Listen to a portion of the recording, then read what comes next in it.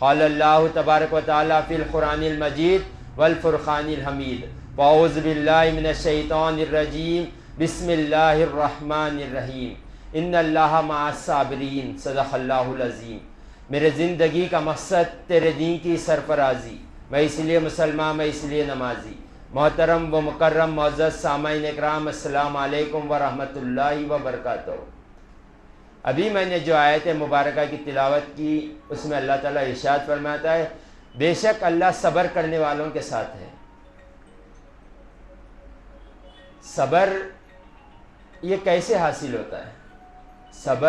صبر کرنے سے حاصل ہوتا ہے۔ حضور پاک صلی اللہ علیہ وآلہ وسلم نے ارشاد فرمایا اگر اللہ تعالیٰ نے دنیا میں کسی کو صبر دے دیا تو دنیا کی سب سے بڑی نعمت دے دی اسے۔ جو انسان صبر کرتا ہے اللہ تعالیٰ اسے ہر جگہ کامیاب کرتا ہے۔ دیکھنے بھی آتا ہے اگر لوگ کوئی غلطی ہو جاتی ہے یا کوئی ہم سے کچھ غلطی ہو جاتی ہے یا ہم پہ کوئی غصہ ہو جاتا ہے تو اگر وہ صبر کرتا ہے تو نتیجہ یہ ملتا ہے کہ بعد میں دیکھا جاتا ہے کہ اللہ تعالیٰ ان دونوں کے بیچ میں محبت پیدا فرما دیتا ہے۔ تو صبر کرنے کے بڑے فائدے ہیں۔ حضور پاک صلی اللہ علیہ وآلہ وسلم نے ارشاد فرمایا صبر روشنی ہے بول کر، جس نے پا لیا صبر اس کی زندگی دو جہاں میں منور ہو جائے گی، اس کا دل روشن ہو جائے گا۔ اور سب سے بڑی فضیلت تو یہی ہے کہ جو صبر کرتا ہے اللہ اس کے ساتھ ہو جاتا ہے۔ جس کے ساتھ اللہ ہو جاتا ہے دو جہاں اس کے ساتھ ہو جاتا ہے۔ تو ہمیں چاہیے کہ صبر کا دامن کبھی نہ چھوڑے۔ اور مومن کی شان اللہ تعالیٰ نے اتنی قدر بلند رکھی ہے، حضور پاک صلی اللہ علیہ وآلہ وسلم ارشاد فرماتے ہیں مومن کی ساری زندگی سراپا رحمت ہے بول کر۔ مومن کی شان، مومن کی زندگی سراپا رحمت ہے، یہ اعزاز صرف مومن کے لیے ہے بول کر۔ کیونکہ جب اسے نعمت ملتی ہے تو بندہ شکر مناتا ہے، اور شکر پر اللہ تعالیٰ قرآن میں ارشاد فرماتا ہے لئن شکرتم لازیدنکم، تم میرا شکر ادا کرو میں تمہاری نعمتوں میں اضافہ کروں۔ جب بندہ شکر کرتا ہے نعمت پہ تو اللہ نعمت میں اضافہ فرماتا ہے۔ اور حضور پاک صلی اللہ علیہ وآلہ وسلم نے ارشاد فرمایا اگر کوئی بندہ اللہ کی نعمت پر الحمدللہ کہتا ہے تو اللہ تعالیٰ وہ نعمت دینے سے زیادہ اسے خوشی اس وقت ہوتی ہے جب بندہ الحمدللہ کہتا ہے۔ اللہ خوش ہو جاتا ہے میرا بندہ ہو کر میری نعمت پر شکر منایا۔ تو اس سے بڑی کیا ہمیں فضیلت چاہیے کہ اللہ نعمت دے اس پر ہم شکر منائیں اور اللہ خوش ہو جائیں۔ تو ہمیں چاہیے کہ شکر منائیں اور صبر کریں۔ اور حضور پاک صلی اللہ علیہ وآلہ وسلم نے ارشاد فرمایا جب بندہ مومن کو تکلیف پہنچتی ہے، آزمائش آتی ہے تو اس پر صبر کرتا ہے، اور جب وہ صبر کرتا ہے تو اس پہ بھی نعمت لکھی جاتی ہے۔ تو بندہ کی نعمت ہے ساری زندگی مومن کی، اللہ کا فضل ہے اس کے اوپر، ہر طریقے سے اللہ کا فضل ہوتا ہے مومن کے اوپر۔ حضور پاک صلی اللہ علیہ وآلہ وسلم نے ارشاد فرمایا اگر کوئی بندہ مومن کو کوئی پریشانی پہنچتی ہے، کچھ دکھ لائق ہوتا ہے، کچھ ڈپریشن میں چلے جاتا ہے، بخار میں آ جاتا ہے، یا سردی یا بخار کھانسی ہو جاتی ہے، حتیٰ کہ اگر کانٹا پاؤں میں چھپ جائیں تو بھی اللہ تعالیٰ اس کے گناہوں کو معاف فرما دیتا ہے۔ کون کن کے گناہوں کو معاف فرماتا ہے؟ جو صبر کرتا ہے، شکایت کرنے والوں کو نہیں، جو صبر کرتا ہے اسے معاف فرما دیتا ہے اللہ تعالیٰ، اس کے گناہوں کو معاف فرما دیتا ہے، اس کے ساتھ ہو جاتا ہے اللہ تعالیٰ۔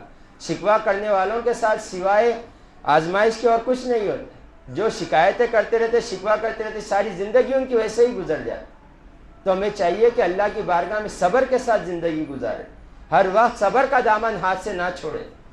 ہمیں چاہیے کہ ہم اپنی زندگی کو دیکھیں صبر کے ساتھ گزار رہے ہیں یا ناصبری کے ساتھ گزار رہے ہیں۔ ہمیں اپنی زندگی میں صبر لانا چاہیے، اور صبر اسی وقت ہوگا ہم جب صبر کرنا سیکھیں گے۔ چھوٹی چھوٹی بات پر جب صبر کریں گے اللہ تعالیٰ بڑے صبر پر استقامت عطا کرے۔ تو ہمیں اپنی زندگی کو دیکھنا چاہیے۔ حضرت ابن عباس رضی اللہ تعالیٰ عنہ ایک مرتبہ اپنے ساتھی کو کہتے ہیں کیا تم جنت کی عورت کو دیکھنا پسند کرو گے؟ ان کے ساتھی نے کہا ہاں ضرور۔ تو فرمایا کہ وہ خاتون جو ٹھہری ہوئی ہے وہ جنتی ہے۔ ایک مرتبہ یہ خاتون حضور پاک صلی اللہ علیہ وآلہ وسلم کی بارگاہ میں آئے اور کہا کہ یا رسول اللہ مجھے مرغی کا بیماری دورے پڑتے ہیں، جو فیڈس آتے ہیں مرغی کے دورے ہوتے ہیں، اور اس وقت میں جب مجھے فیڈس آتے ہیں تو میرا ستر کھل جاتا ہے، اللہ سے دعا کرے اللہ تعالیٰ یہ میری بیماری ختم کر دے۔ تو حضور پاک صلی اللہ علیہ وآلہ وسلم نے ارشاد فرمایا اگر تم اس پر صبر کرو تو میں تمہیں جنت کی ضمانت دیتا ہوں۔ تم اس پر صبر کرو گے تو میں تمہیں جنت کی ضمانت دیتا ہوں، اگر تم چاہو تو میں دعا کروں گا یہ بیماری چلی جائے گی۔ تو خاتون بڑی دانا تھی، صحابی سب سے عقل مند۔ آج ہم ہوتے تو ہم اپنی بیماری کو ختم کرتے تھے، وہ جانتے تھے کہ یہ دنیا مختصر سی ہے، کبھی نہ کبھی ختم ہو جائے گی، کسے پتا ہے آج ہے کل نہیں رہیں گے۔ وہ بڑے دانا تھے، آپ نے کہا کہ یا رسول اللہ مجھے جنت عطا کر دیجئے، بس اتنی دعا کرے کہ جب میرے کو یہ بیماری لائق ہو تو میرا ستر نہ کھولے۔ تو حضور پاک صلی اللہ علیہ وسلم نے دعا فرمایا، ان کا ستر کبھی نہیں کھلا۔ اس کے بعد بیماری آتی تھی، دورے ہوتے تھے آپ کو، مگر آپ کا ستر نہیں کھلتا تھا۔ تو یہاں پر شارعین فرماتے ہیں کہ حضور پاک صلی اللہ علیہ وسلم کے اللہ تعالیٰ نے آپ کو جو مقامات دیے اس میں ظاہر ہوتے ہیں۔ اللہ تعالیٰ نے حضور پاک صلی اللہ علیہ وسلم کو 2 جہاں کی کنجیاں دے دیے تھے، اے محبوب یہ 2 جہاں ہے، اب تم اسے جیسے چاہے چلاؤ۔ اگر کوئی تم سے جنت مانگتا ہے جنت عطا کر دو، اگر تم سے کوئی دنیا مانگتا ہے دنیا عطا کر دو۔ حضور پاک صلی اللہ علیہ وسلم یہ فرما کے بتا رہے اشارتاً، جنت بھی میرے حوالے، دنیا بھی میرے حوالے۔ حضور پاک صلی اللہ علیہ وسلم نے فرمایا اگر تم چاہتی ہو تو میں جنت تمہیں عطا کروں گا، اگر تم چاہتی ہو تو میں تمہاری بیماری کے لیے دعا کروں گا۔ یہ نہیں کہا کہ میں دعا کروں گا، نہیں، دعا کروں گا بیماری ختم ہو جائے گی، جیسے دوروں کے بعد ستر کھلنا ختم ہو گیا۔ تو حضور پاک صلی اللہ علیہ وسلم کو اللہ نے دونوں خزانوں کی کنجیاں دے دی۔ اللہ نے، اے محبوب ہم نے آپ کو 2 جہاں کی کنجی دے دی ہے، جو مانگتا ہے اسے عطا کرو، آپ کے اوپر اختیار ہے۔ تو ہمیں چاہیے کہ حضور پاک صلی اللہ علیہ وسلم کی بارگاہ کو وسیلہ بنائیں، اللہ کی بارگاہ میں ہر وقت آپ کی بارگاہ میں وسیلہ بنائیں۔ اللہ تعالیٰ آپ کو اپنا محبوب رکھتا ہے، اور محبوب کی بات محبوب کبھی نہیں ٹالتا۔ جسے محبت کرتے وہ خوب بہتر جانتے، ساری زندگی ایک محبوب کو راضی کرنے کے لیے ہم گزار دیتے ہیں۔ تو اللہ تعالیٰ نے اپنے محبوب بنایا ہے، تو کیسے بنایا ہے دیکھیں کہ خزانوں کی کنجیاں دے دیا ہے، محبوب جنت چاہے دے دو، آپ دنیا چاہے دے دو، جو مانگتا ہے عطا کر دو، آپ کو اختیار دیا گیا ہے۔ یہ اللہ کی عطا سے ہے، اللہ نے آپ کو عطا کیا۔ ہم یہ نہیں کہتے کہ حضور پاک کا ذاتی ہے، نہیں، اللہ نے آپ کو عطا کیا ہے۔ تو اللہ تعالیٰ نے آپ کو اتنے عطا کیا ہے تو ہم اس سے مانگے، اللہ سے جب بھی مانگے حضور پاک سے ہم کے واسطے وسیلے سے مانگے، کیونکہ یہ واسطہ وسیلہ انسان کو 2 جہاں میں کامیاب کر دیتا ہے۔ حضور پاک صلی اللہ علیہ وآلہ وسلم نے ارشاد فرمایا جب کوئی بندہ مومن بیمار پڑتا ہے، بستر پر آ جاتا ہے، جب بیمار پڑتا ہے تو اللہ تعالیٰ اس کے پاس 2 فرشتوں کو بھیجتا ہے، اے فرشتوں جاؤ دیکھو میرا بندہ بیمار ہو گیا ہے اور وہ کیا کہہ رہا ہے، صبر کر رہا ہے یا ناشکری کر رہا ہے۔ تو فرشتے آ کر دیکھتے ہیں تو بندہ شکر کرتے ہوا رہتا، اے اللہ تیرا شکر ہے، تو نے اس بیماری میں بھی مجھے صبر کرنے کی توفیق دی، تیرا شکر ہے، صبر کر رہا ہے۔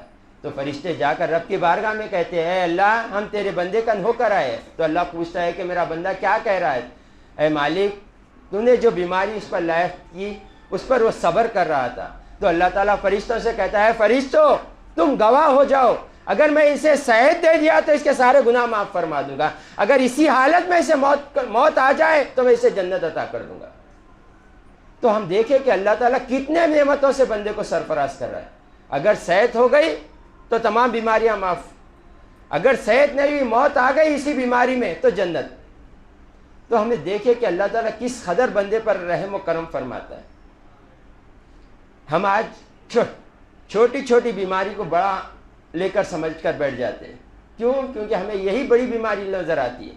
اگر سر درد ہوتا ہے تو یہ سمجھ لیں کہ ساری دنیا کا سر کا درد میرے کو ہی ہوا ہے۔